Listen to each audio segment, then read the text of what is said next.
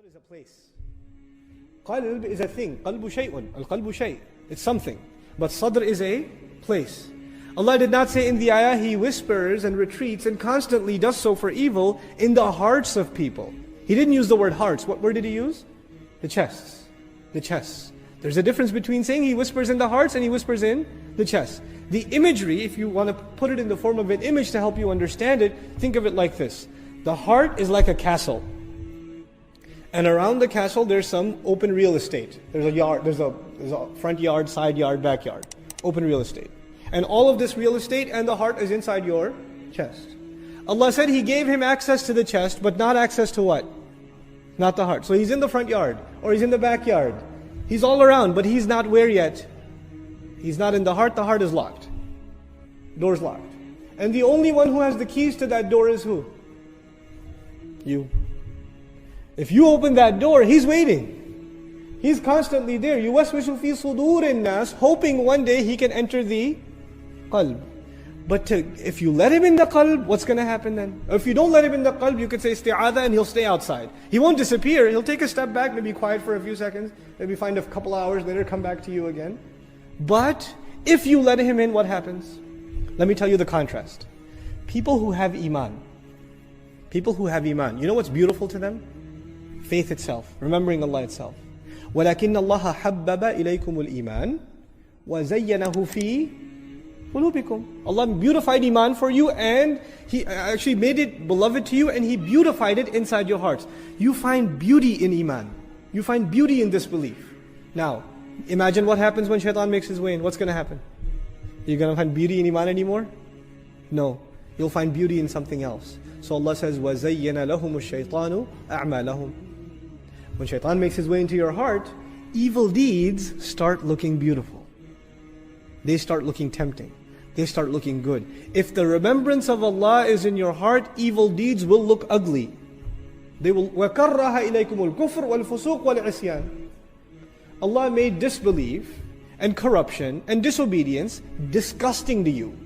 If you have iman in your heart, those things look disgusting. You're not even tempted. You could drive by a club and say, Astaghfirullah, la hawla wa la quwwata illa billah. What a waste of humanity. What a disgrace to the son of Adam. And he was honored with such intellect, and what worse life than animals they live. You would spit at it. But if shaitan made his way in, you're like, hey, well, I'll just pull over for a little while. Now it's starting to look beautiful. This is the difference between the one who's let him in and the one who hasn't let him in. Where do we stand? When we see something evil, are we tempted by it? Are we disgusted by it? Tells us how much we're remembering Allah, what the state of iman is.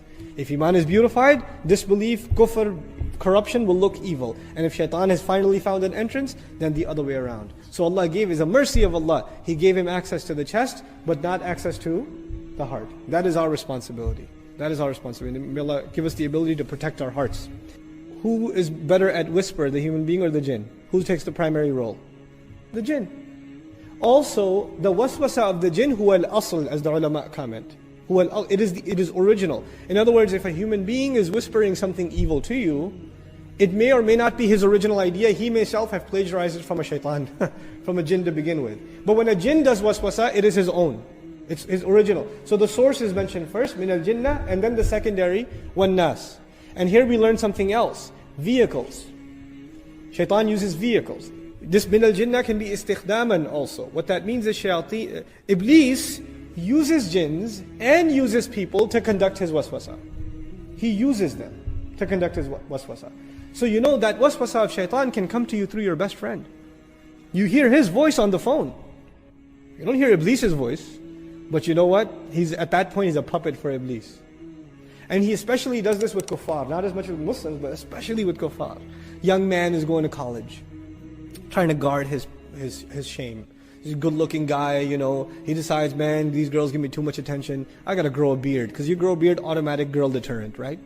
So he grows a beard and by the way, I'm not gonna pass a fatwa on beard, but I tell the younger guys here, if you're going to college, grow a beard. It'll save you from a lot of trouble.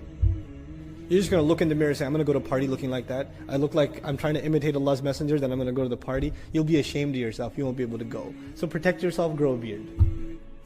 I'm not giving you a fatwa. This is a psychological deterrent. You know?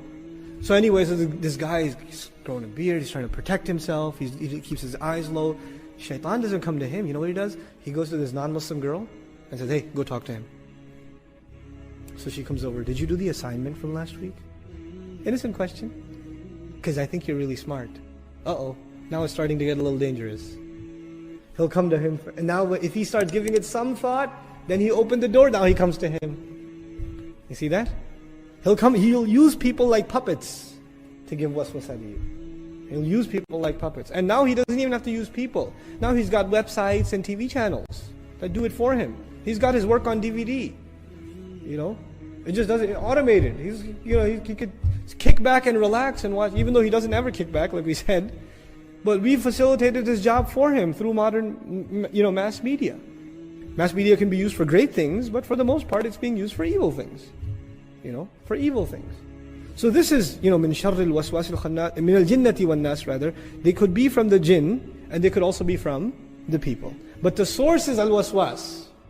And then these are being used. So they're in a secondary position. Essentially the word Rabb necessitates the existence of an authority. You obey him because he is your Rabb. U'budu rabbakum. Enslave yourselves to your master. Now, why is that important? والأمر الآخر أنه من أسباب الطاعة يعني هذا الإعلان من أسباب الطاعة لأنك إذا استعنت بشخص تطيعه ولا تعصيه فكيف تستعين به وتعصيه. How can it be that you're asking his help while disobeying him? You can't ask Allah's help. You would never ask anybody's help while disobeying them and disregarding them at the same time. What we are learning here is if you really want Allah to protect you, what must you be doing first? You must be obeying him. So the discussion begins with a command of Allah and you complying with that command. What that does is it necessitates in you the need to be in obedience to Allah for the protection to actually come before you. You're entering not only into the protection of Allah, but also into the obedience of Allah. I seek refuge from the evil of all creation, or everything that's been created. He said, ma khalaqa, what he, subhanahu wa ta'ala, created. Why is that important? Because whatever harm the creation can cause you, know that the one who created it has more power. He can save you from that harm, because he's the one in the end who created it. So his reference, him getting credit for being the creator, gives him power over whatever harm the creation may be able to cause. The second is shar is not attributed to Allah. Shar is attributed to khalq.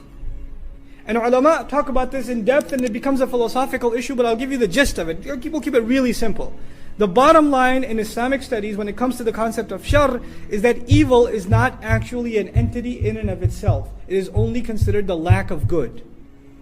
Just like darkness, the imagery of tawheed and shirk, darkness and light, darkness actually doesn't exist. What actually exists? Light. When you don't have light, what do you have? Darkness. So darkness in and of itself isn't an actual entity. It's goodness that's the entity, and a lack of goodness is what darkness is. So evil in the end is what? A lack of good.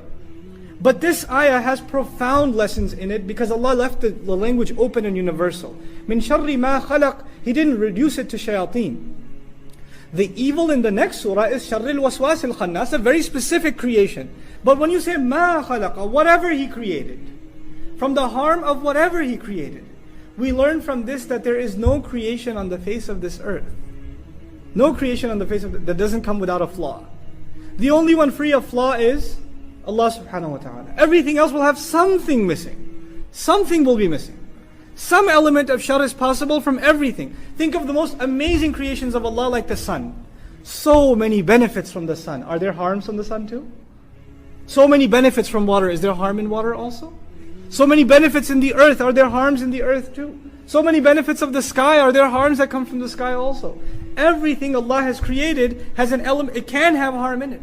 It can have harm in it. So we ask Allah Azza wa Jal to protect us from the potential harmful elements of everything. Things that are beyond our perception. A car, very beneficial. Can it be harmful? Can you die in an accident? Can you can you put yourself in great difficulty? Yeah, it's possible. So all creations have that element of harm, potential harm in them. And so we ask Allah Azza wa Jal His protection from all of them. Min sharri ma khalaq. First of all, Allah is saying, He didn't say min al-ghasiqi idha waqa, min sharri ghasiqin, from the evil of the dark. In other words, Allah is letting us know that there are harms that are inherently present in the dark. the Messenger of Allah sallallahu alaihi wasallam would advise the Sahaba not to go out at night. In some narrations he'd say, if you knew what I knew, you wouldn't go out at night. The shayateen meet in the oceans at night. They come out at night. And you know, in our society, when is it time to act like the devil? Right? It's Friday night, Saturday night. And if you don't believe that there are harms that come at night, watch the documentaries that have been done about the ERs across America. You know when they are filled? Friday and Saturday night. They're filled. Car accidents, people killing each other after a couple of beers, drugs, alcohol, you name it. You name it. All of it, all that evil occurs